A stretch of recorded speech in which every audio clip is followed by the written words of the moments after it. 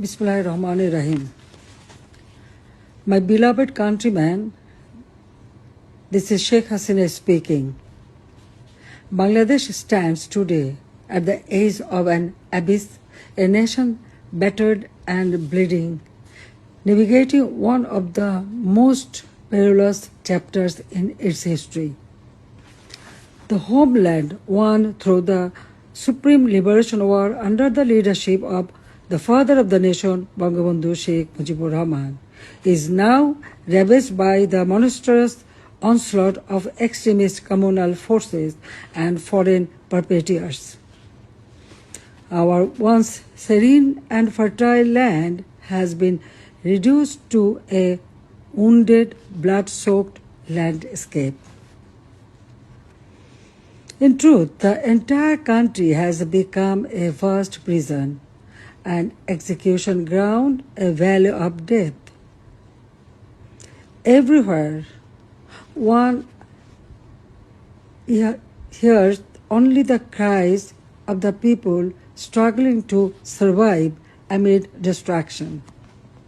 A desperate plea for life, heartrending screams for relief. The murderous fascist news, a usurer, a money launderer, a plunderer, a corrupt, power-hungry traitor, has bled our nation dry with his all-consuming perditions, staining the soul of our motherland. On August 5th, 2024, in a meticulously engineered conspiracy, the national enemy, the murderous fascist Inus, and his anti-state militant accomplices forcibly ousted me, though I am the people's representative, directly elected. From that day forward, the nation has been plunged into an age of terror, merciless, relentless, and suffocating. Democracy is now in exile. Human rights have been trampled into the dust. Freedom of the press has been extinguished. Violence, torture, and sexual assault against women and girls raise unchecked. Life and property have no security. Religious minorities face continuous persecution. Law and order have collapsed. From the capital to the remotest villages, mob terror, mass looting, armed robbery, and extortion reign supreme. Our institutions of learning are plagued by chaos, and justice has become a nightmare. The frenzy of militant extremism has cast a pall of fear across the nation. Even more dangerously, there is a treacherous plot to barter away the territory and resources of Bangladesh to foreign interests. By betraying the nation, the murderous fascist Inus is pushing our beloved motherland toward the furnace of a multinational conflict.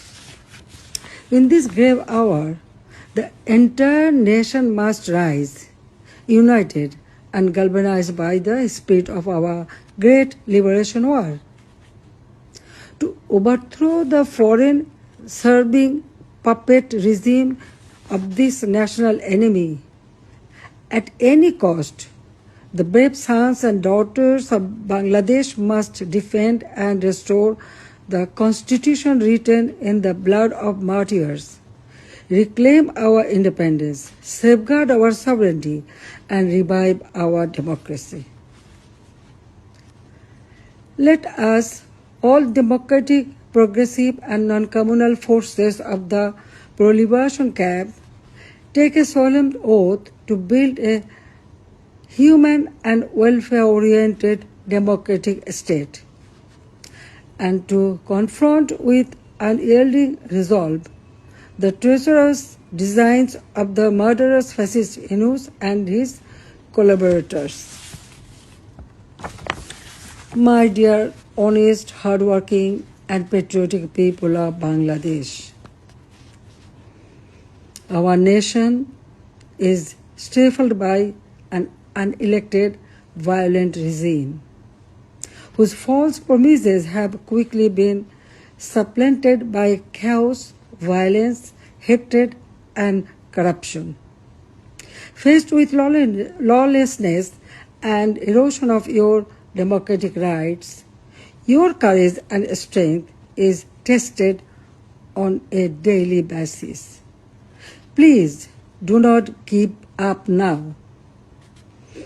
The Awami League is independent Bangladesh's oldest and important political party, inextricably interwoven with our country's culture and democracy, defender of Bangladesh's proud traditions of political and religious pluralism, and the committed upholder of our laws and constitution.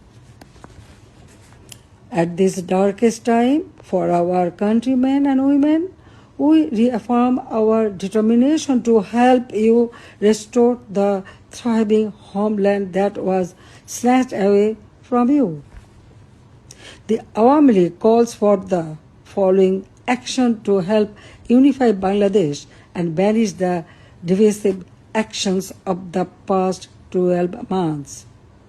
We urge Muhammad Yunus to stop ignoring his own people and do what needs to be done in order to heal our country by following 5 crucial steps we believe will lead to a better and a stronger Bangladesh.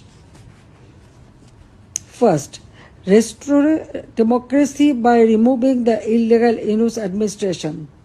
Bangladesh will never experience free and fair elections until the shadow Yunus caste is lifted from the people of Bangladesh. Only then can we start a process, including the Awami League, to bring the power back to the people of Bangladesh. Second, put an end to the daily acts of violence we are seeing on our streets. We must end the lawlessness to stabilize the country, allow civic services to work properly, and create a platform our economy can once again thrive on. Third, deliver an ironclad guarantee ensuring the safety of religious minority groups, women and girls, and the most vulnerable in our society. Too often we see people targeted for who they are and what they believe in. This must end, and every Bangladeshi must be made to feel safe within their own community. Fourth, end the politically motivated acts of lawfare to intimidate, silence, and jail journalists and members of Bangladesh Awami League and opposition political parties. Restore our trust in the judicial system, making sure it functions properly as an impartial and noble entity.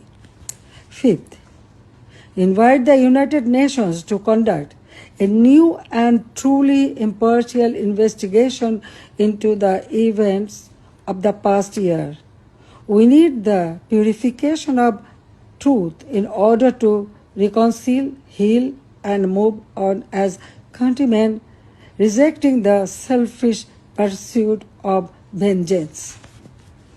The international community stands with you.